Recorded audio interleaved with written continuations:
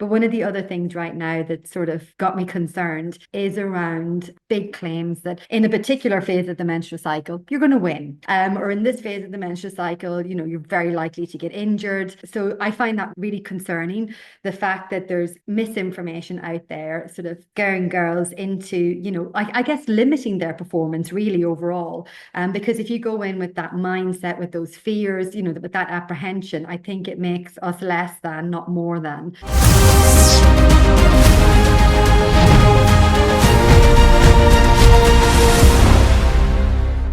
Kirsty, welcome to the Strong Female Athlete podcast. Thank you so much for my invitation. I'm really excited to have this discussion with you today.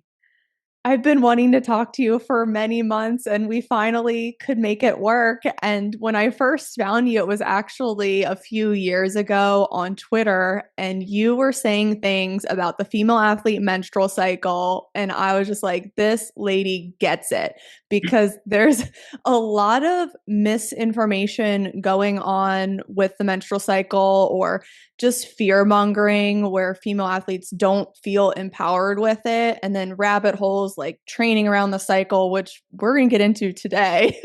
So maybe we can just start off with some of your biggest concerns regarding female athlete menstrual cycle research and some of the language around this topic in the past few years. I guess there are a few things that concern me at the moment, and language certainly. That's a great place to start because I think language is really important. So I guess one of the big ones is that I feel like certainly in the UK and I think globally, I think it's fair to say from what I'm seeing on social media, it feels like the menstrual cycle has become synonymous with women. That when you say menstrual cycle, it's like that applies to all girls, all women, all female athletes. And so I'd really like to see, especially on social media, I'd like to see people use language like ovarian hormone profiles. Doesn't maybe have the same catchy ring to it, and it's going to take a little while for everybody to get used to that phrase. But I really like that phrase because it speaks to the possibility for all women, girls and women, because ovarian hormone profiles allows us to speak about menstrual cycles.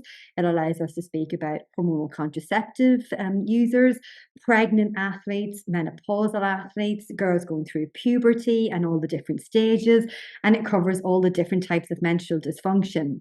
And I think we really need to be talking about all of these different ovarian hormone profiles so that we really speak to the agenda of, girls and women in sport. So I think that's the first thing, that menstrual cycle is, being used inappropriately as a catch-all term.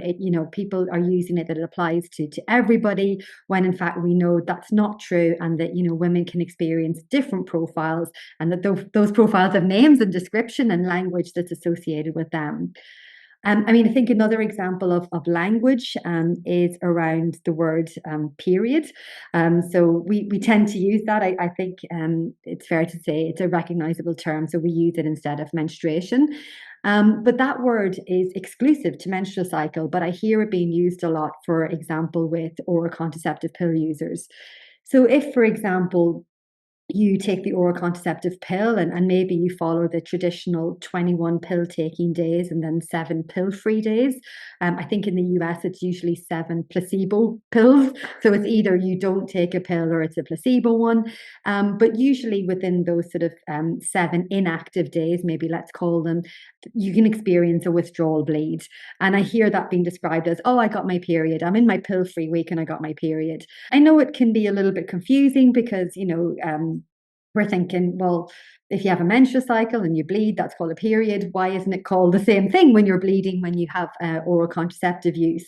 But I think it's really important to use the right term, because menstruation is something that happens as a whole part of the menstrual cycle. It's when the lining of the endometrium has got thick, ready for pregnancy. Pregnancy doesn't happen, so it comes away, and then the cycle starts again. Whereas when you take oral contraception, that bleed is actually as a result of the withdrawal of the synthetic hormones from contained within your pill. So it's different. It's not part of the preparation for the body to get ready for pregnancy. So maybe there are sort of two examples of, specifically of language where I think we need to sort of tighten up a little bit so that we're, using the correct terms. I always think that knowledge is empowering, and it just means as well that there's no misunderstanding. So I guess that's one. And without giving you the world's longest answer, maybe I'll tell you, I guess, something. And I know we're probably going to talk about this a fair bit, but one of the other things right now that sort of got me concerned is around, I'm going to call them the universal blueprints that I'm seeing for girls and women to navigate their menstrual cycles. So herein, I'm talking about those big headlines, those big claims that in a particular phase of the menstrual cycle, you're going to win. Or, well, I rarely see that one, but it's more likely in this phase of the menstrual cycle, you're going to lose your event. Or in this phase of the menstrual cycle, you're very likely to get injured, all of these things. So I find that really concerning, the fact that there's misinformation out there, sort of scaring girls into, I guess limiting their performance really overall. Because if you go in with that mindset, with those fears, with that apprehension, I think it makes us less than, not more than. So it'd be great to hear people talking about the possibility of winning on, across all phases of the menstrual cycle or on any day of the menstrual cycle, because that is also true. And I guess lastly, some of those, big universal sort of claims that I'm talking about, they're not substantiated with a significant body of high quality research evidence. So, they're not credible, and one size never fits all. So I guess they're two of the main reasons why I not so concerning. And then couple that with the impact of that, I think is limiting for women and is obviously the opposite of empowering. Yeah, it really is disempowering when you tell basically every female athlete, this is going to happen to you during the luteal phase, for example. But the reality is, some girls actually feel pretty good during that phase and don't express negative symptoms. And I think when all this talk started coming out, like just 5 years ago, and people started discussing it more, everyone dreaded the luteal phase or the menstrual phase. And like you said, it kind of becomes this self-fulfilling prophecy for female athletes to feel like crap when they're training or have a match day. Absolutely. I mean, it's one of those pendulum swings, isn't it? We went from never talking about these sort of topics to the pendulum swing where it's become very heavy-handed, very prescriptive with actually any data to support it. And so it'd be nice to sort of course correct back into the middle. And the middle ground is really exactly as you've described, Erica. Yes, some women will experience some adverse symptoms, maybe in the days or the week before their periods, or maybe in the first couple of days when they start menstruating. But that's not everybody. And I love, I'm always stealing this and using this sort of example that Paula Radcliffe, maybe an old school reference, and she's a UK athlete, but Google her. Paula Radcliffe set her world marathon record when she was on her period. And so, it just goes to show that, for her, that wasn't, that didn't limit her performance, and she went on to be very successful in that particular event. So I think it's around, understanding each woman's lived experiences. That's precious information, and we're really keen to listen to the individual response, but understanding that that response is different. And I guess I get a little frustrated that we hear about adverse symptoms, and then it's become, I guess, a bit of a, well, okay, change our training in response to those symptoms, and that's been labeled menstrual cycle phase-based training. And actually, I think menstrual cycle phase-based training is two things, but let's use it in this context first. So, people say to me, well, some women have, well, it's not that nuanced. They say all women have these adverse effects, and I'm more nuanced and say some do. So therefore, let's change our training in response to that, and that's absolutely fine. I would argue that's called autoregulation, a concept that's been around since the 1940s. It exists in men and women's sport. It essentially means that you adapt training based on how you feel or how you perform or your capability or potential to perform. And that's coaching 101, right? If you don't feel great, then of course you should adapt your training in response to that. So firstly, I don't really like to call that menstrual cycle phase-based training, because it's auto-regulation, and it's a sporting concept for men and for women. It's good. good practice, good sports science, good coaching. And then on the second sort of, I guess on the other point about this is if women have adverse symptoms, how about we flip this and instead of changing the training so that it's again less than, why don't we find really effective interventions to make them feel better? And then they can train and compete exactly as they want to their full potential. So again, that's why I'm sort of against this idea of menstrual cycle phase-based training, because if you are constantly adapting and doing less than, then again, we lose our potential. So I would really advocate for what help is available.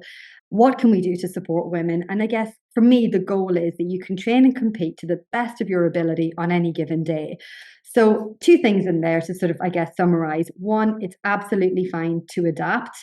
But I would caution if you are constantly adapting or losing significant amount of time, to lost days or less than training, have a think about empowering again ourselves to be able to get rid of those adverse symptoms and to really train to the best of our ability. So I think hopefully that makes sense. I'm so sorry, they're quite long answers, but I'm really passionate about this and trying to pack a lot of science and nuance into my answers.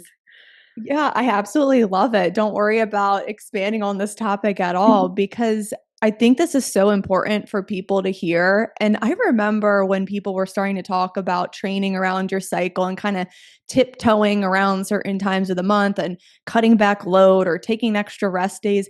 I remember really questioning it when the whole crowd was like, this is awesome. And I was like, am I the one who's crazy for questioning this? Like, I was even questioning like Don Scott and some of like the big dogs during this time who were like really doing like the training around the cycle type stuff. And I'm like, dang, I feel crazy. But intuitively, it makes sense because in performance coaching in the space I'm in, I don't want to cut back on load once a week every month because would we ever really adapt the body and progress our program with strength, with speed? So I like your approach because it's more proactive, and again, it's more empowering for female athletes.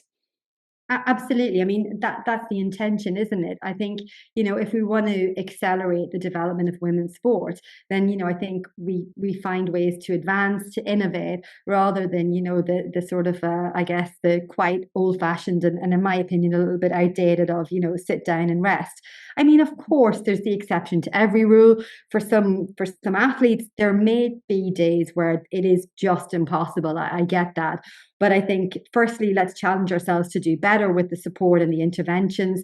And then, secondly, let's make that the exception rather than the rule. Because, as you said, we really want to push on. We know that these female athletes really want the best for themselves.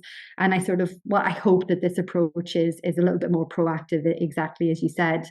But yeah, certainly it's a difficult space to navigate. There's a lot of noise in this area. There's a lot of influence. But I think what we can agree on historically, women have been under researched, so we don't really fully understand, female physiology. So how the body responds to exercise, or what are the determinants of exercise specifically for women. My guess is, and again, probably an unpopular opinion in some areas, but I think, there'll be an athletic response regardless of whether you're a man or a woman. There will be training for the demands of your sport, fueling for the demands of your sport, some really good solid principles, in sport and exercise science and sport and exercise medicine. I think what has been overlooked and what I welcome and what I've spent my whole career working in and will continue to do is to look for the nuance where there's the potential for a female specific consideration to have an impact. What is the magnitude of that impact? How big or how small it is? Can we maximize it if it's an advantage? Can we mitigate against it if it's a disadvantage? But again, I really believe that these are nuanced changes to what we do in sports science, nuanced adjustments to training or to nutrition or any of these things. I get a little bit concerned when people want to throw away all of these things. And I guess here's where the second version of menstrual cycle phase-based training comes in. Because, in its other iteration, it exists. I see it on social media like, okay, let's take the menstrual cycle. And of course, the assumption is everybody is a 28-day one. Not true. And the variability within the normal range is 21 to 35 days. So that's that's a big range. But the menstrual cycle phase-based training works on the 28-day cycle. Cut it in half, so day 14, again, assuming that everybody's going to ovulate on day 14, and you end up with these two equitable sort of phases, 1 to 14 and then 15 to 28. And you should train one way in the follicular phase and a slightly different way in the luteal phase. I mean, you probably already picked up from the way I've described it. There are several, assumptions there. It's logistically challenging if you're in a team sport because not everybody's on the same day at the same time. But this whole model is not based on any science. It actually probably goes against a lot of the good core principles of periodization and optimization and all these other things that we would do. So, yeah, so I'm really against that model because, as I say, there are so many assumptions. It doesn't work in a real world setting. It goes against, some of our fundamental principles of, training and adaptations and recovery and so on. There's just no reason to do it. There are more reasons, but I think that's enough for the moment. So feel free if I've missed any that you want to pull out or ask about. Yeah, I mean, it makes so much sense practically because say you have a team of 30 on a women's soccer roster and they're the week before a big championship game. Some of the girls are like feeling these negative symptoms, some are feeling groovy and great, some are like so. What do you do then? Like, you have a championship game, so your best option for the collective is to make sure symptoms are mitigated and we front end it. It just doesn't make any sense when we actually think through it and talk through it. Yeah, it's a logistical nightmare, not least because, in that exact example, not all of the players will have menstrual cycles. And so again, if you're trying to do phase-based training in a team, what do you do with the women who are hormonal contraceptive users? Ergo, they do not have menstrual cycles, which means they cannot have menstrual cycle phases, which means what do you do with them? It's impossible.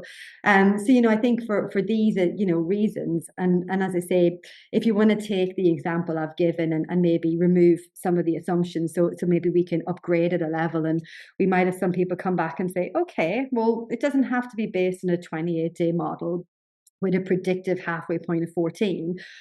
We can do it on individual cycles. So, in order to do that, it requires the athlete to monitor cycle length, which can change. So, it's not just that it's variable between women, so that one woman has a 25-day cycle, the next woman has a 32, and so on. But what we mean is there's also within individual variation. So it means that my cycle might be 27 days, then 29, then 28, then 27, 27, 27, 28. So, there's variability. So it's not even just, between teammates, it's within the same person. So you could take the approach where you say, okay, each player is going to monitor their cycle length, but it's a moving target. They're then going to have to do some sort of ovulation testing. So the most common type is to use urinary kits. So collect a urine sample and dip a little stick into there, and that picks up the surge in luteinizing hormone, which is indicative of ovulation. So then you can actually put a number to that. So there's less assumptions made. But firstly, female athletes don't want to do this for every cycle for the rest of their career. So if you take a typical woman between puberty and the menopause, that's around 450 cycles. That's a lot of, a big burden for a female athlete to have.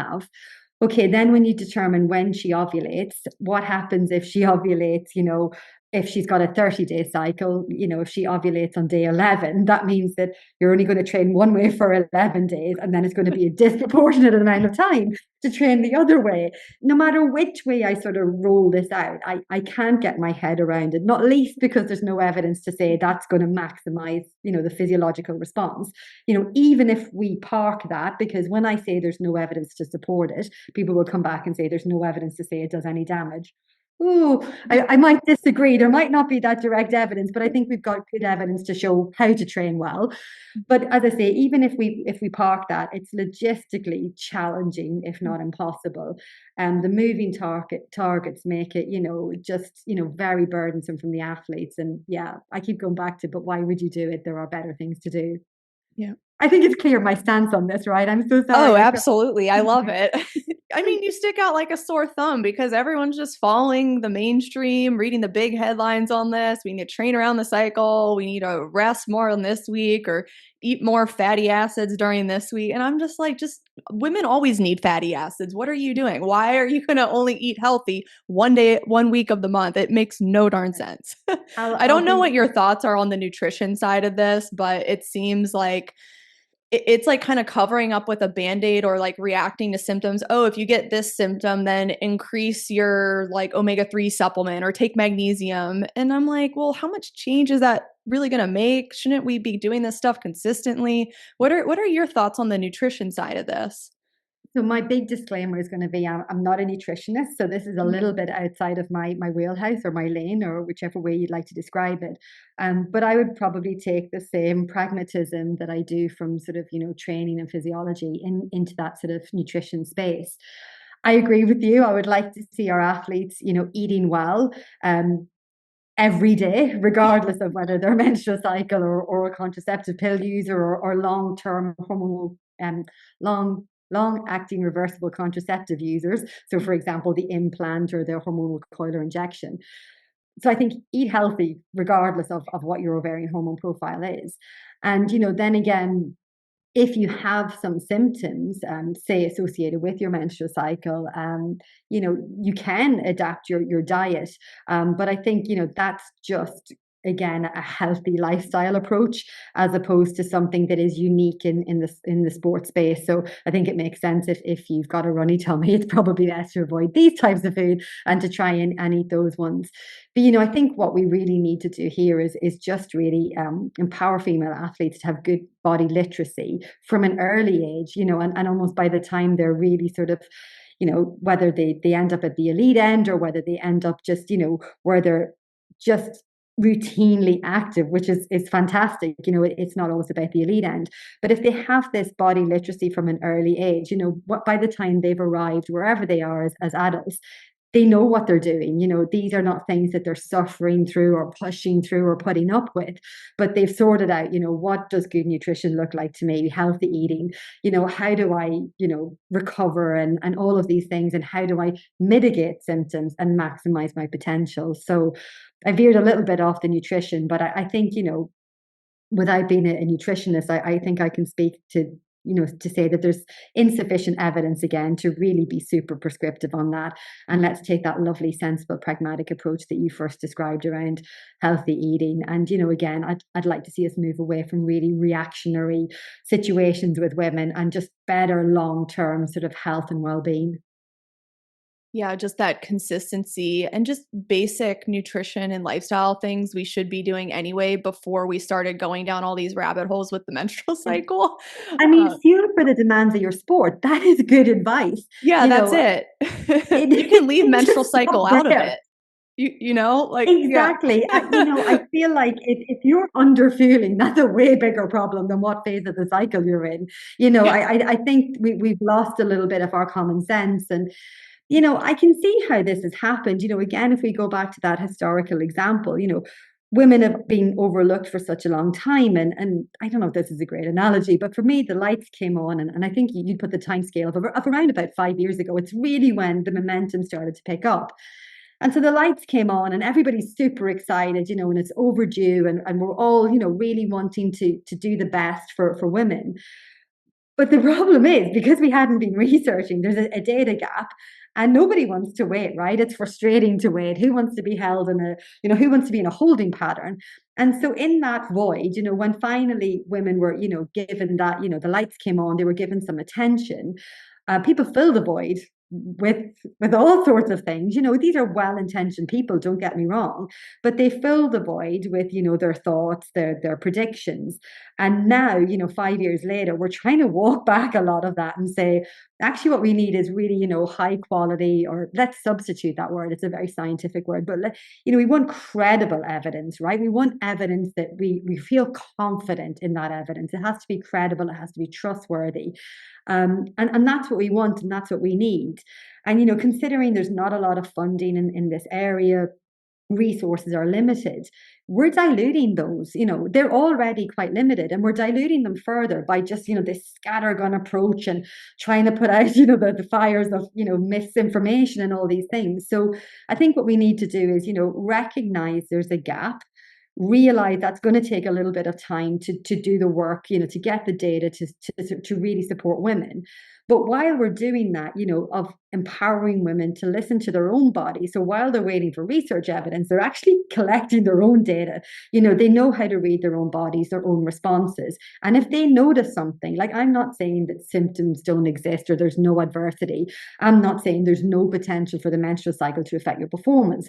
What I'm saying is we don't have research data to tell us one way or the other, or to what extent or to what direction. So what I think women can do is look at their own responses, keep diaries, be body aware, all those things, and then use that information for themselves. And again, that to me is where I see the real empowerment. And then hopefully we'll close that sort of data gap, and we'll be able to say, one way or the other, this is a concern, don't worry about this. And actually, one thing that struck me of late, where it's become really catchy to talk about phase-based responses and universal blueprints, and we'll all act this way. When we step back and look at that, again, that's all very limiting. I'd really like the research, to show in 2 years' time, 5 years' time, however long it takes, that actually there are no effects, and it's one less thing for us to worry about. If we've got a good control, if we're not suffering from any adverse symptoms, whether they're physical or emotional, if we don't have that, then we're good to go. That, I think, that's the best news. And that actually goes against the current, I guess, sort of headlines around, all these, catchy, there's this effect, there's that effect, and here's where it is. I think it would be so much better if we had the confidence to say there isn't one. But who knows? I'm open to it. If there's an effect, I'll be the first. I'll be straight back, Erica, going, here are the effects we've noticed, and this is the quality of our research. And do we think it's credible or not? But right now, right now we have the freedom because we don't have the data. And in the future, I am really hoping that there's not going to be, massive effects, and that we've actually, again, got that freedom to train and compete as we need to, in response to the demands of our sport. I think you make such a good point there that girls and women need to listen to their own bodies, their own symptoms or lack thereof. Some don't have symptoms, and to not let The Guardian or Women's Health magazine tell them what to do with their bodies. I think it's regressing women, these mainstream news articles. It's kind of messed up. And, maybe people have good intentions, whatever, but when you really read between the lines, it's taking women's power away from listening to themselves. And I did read that Guardian article that you had retweeted. I think that was where it was from, where it was talking about phase-based training and you need to take off during luteal phase or do extra recovery. And it's like, well, what if I'm feeling ready to train? I'm not going to listen to the Guardian telling me what to do when I don't present with symptoms. Yeah, I mean, I think you used a really nice phrase earlier about like a self-fulfilling prophecy. Once you hear these things and it gets in your head and you don't know who to believe, and sometimes there's famous names behind these things, and athletes or, researchers, depending on which sort of sphere you're in that you admire, are saying these things. It's really hard to, I guess, swim upstream against that. And it's difficult, and I have been critical on social media of misleading print articles, or whatever that might be. And again, I guess, just to balance the books, that I understand that, and actually this is a genuine example, that one of the journalists that I spoke to a little while ago had written an article last year, the year before, which in my opinion, would have found misleading. And, I spoke to them about it, and they based it on, a research study that had been published, and they'd actually done a little bit of due diligence, and they looked, it was peer reviewed, it was in a credible journal, and, what else could they do? So they reported on it. And then obviously when I sort of, got in their ear and I'm saying, oh, actually that study wasn't very good, and here's the reason why. And they're like, oh, wow. Oh yeah, my study was a little bit misleading. And then they're like, oh, I'm so sorry. And it's like, but I get it. You reported on what was in front of you. And so it's a difficult landscape. And certainly, I guess I'm not the most popular person in the field right now, but I'm going to take that. Some days it weighs a little heavy. I'm not immune to, being upset sometimes, but actually I will shoulder this for the moment because I think it's important to speak out. And I'm critical of my own research. I haven't always, not all of my studies are high quality. I haven't always got it wrong. I haven't always got it right. Oh my goodness, I'm really contradicting myself today. Sorry. So yeah, I don't always get it right. My studies are not the best. I'm not, perfect in any way. But I think that, my criticality, my critical thinking, I just want to progress the field. And, so I will speak out when I see these things or hear these things. But I put the same lens and the same sort of standards to myself. So yeah, going back to this idea of the misleading information, I get why it happens. But I think, it's and I can't give can't give interviews every day of the week, and why would you just want to hear from one person? But it's tough. It's tough to navigate this space. I think it's difficult for the athletes themselves, for the practitioners, the support staff, people working to support these athletes, for mums and dads, coaches, all of us in this space, even for other researchers. This is not an easy area of science. I've been in this area 25 years now, and I'm still learning.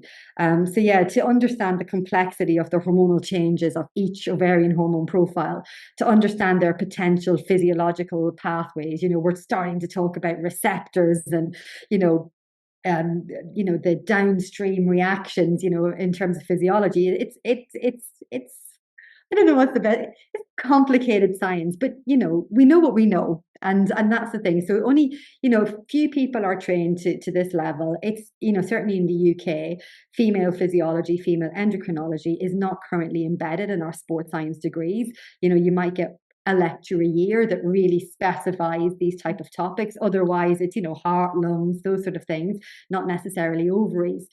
So it's hard, not everybody has this in-depth knowledge, and it's going to take us a while to rectify that, to push out a generation of researchers who are qualified, to push out the right information to coaches, to mums and dads, to the athletes themselves. There's work to be done, and that work isn't just research, because there's always a big call for research, right?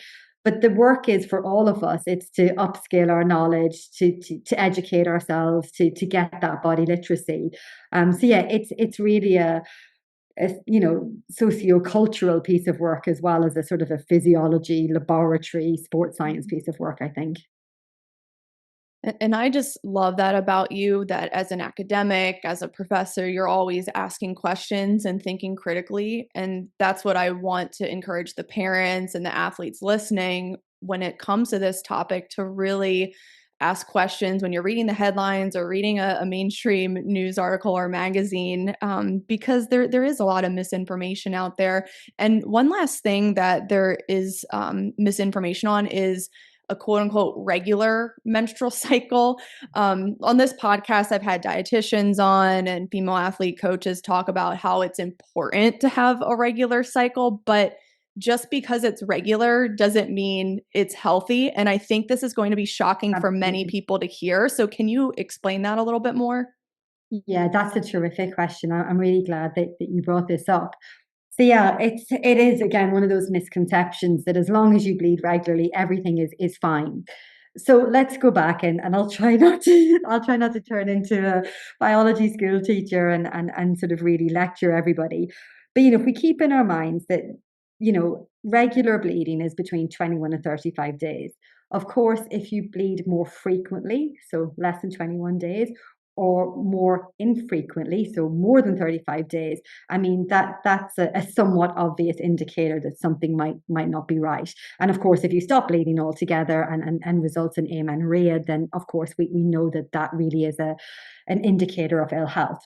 So 21 to 35 days is normal and it's regular, but it only gives us a limited amount of information in regards to our menstrual health.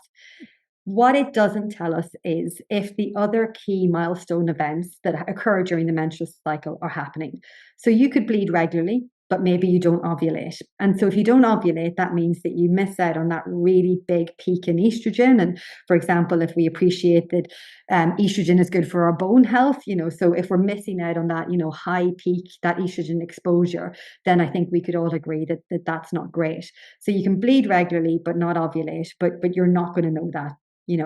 That's it's hidden unless you do some other measurements to investigate that. The other, I guess, key milestone within the menstrual cycle is the peak in progesterone in that mid-luteal phase. So usually sort of, in the latter third of the cycle or around about there. And again, you can bleed regularly, but not have sufficient progesterone, and you won't know. So insufficient progesterone, also sort of known as luteal phase deficiency, and not ovulating, also known as anovulation. Those two things are hidden. You can bleed regularly, but those two things are hidden. So they're what we call subtle menstrual dysfunction. So yeah, bleeding regularly, it is a marker. It lets us know that clearly we're not amenorrheic because we can tell the difference between bleeding regularly and not bleeding at all. It gives us some information if we're too frequent or too infrequent, but it doesn't give us, as I say, those two really big milestones around ovulation and progesterone. And the ways that, just in case people who are listening are going, oh, how do I do that? As I mentioned before, ovulation can be at least indirectly linked to these urinary kits, and you can buy those sort of anywhere really, pharmacies, supermarkets in the UK. So that's a way of checking. So if you can pick up that luteinizing hormone surge, then it's really, you're very likely to have ovulated, and we wouldn't be too concerned in that case. And then the thing about progesterone, that's a little bit more difficult. We measure this with athletes. Not every cycle, because again, that's very burdensome, but it's something that can be checked once or twice a year. And it is a blood sample at the moment that's considered the gold standard. We measure the progesterone concentration. We have a threshold. If it's above that, then we appreciate that that's a good sign. And obviously, if it's below that, we do further investigations. So there are two other, whether it's through urine or blood samples, there are other ways of getting this information. But yeah, we have sort of accidentally fallen into this over reliance of regular bleeding and just assuming that everything is fine. So yeah. And it's funny because one of the things that we talk about is, when you lose your period, that's an early warning, a possible early warning detection for low energy availability. But actually, we have earlier warning signs because it's usual and typical that progesterone levels decline and ovulation is lost before you lose your period. And so again, if we really wanted to get ahead and, of low energy availability, then we could start to, I'm going to say, routinely measure ovulation and progesterone. That doesn't mean every cycle, because I think I've said that several times now. That's very burdensome. But I think we could do it at various targeted points, maybe, at pinch points of the season, or if you've got an athlete who's weight making, around those times where there's, going to be a big drop, a sustained drop in body weight, but we can target that and we can include it in our practice. And that way we'll get more information about our health, more genuine information than, as I say, this over reliance on just bleeding alone. That's super helpful because that's such a big one where everyone thinks they're in the clear with a regular menstrual cycle. But if you get your blood work done or you express some negative early symptoms, then it might not be healthy, even though it's showing up every month. So thank you for breaking that down for us. I think this was a great conversation today. I think we touched on so much, and I know my audience will be really appreciative and they're going to follow up with you. So, for those of you listening, check out Kirsty's full bio and links and Twitter profile in the caption below. Be sure to follow her research, it's amazing. And I really think she's on the forefront of all this in the menstrual cycle space. So, Kirsty, thank you again. And I will see everyone next time.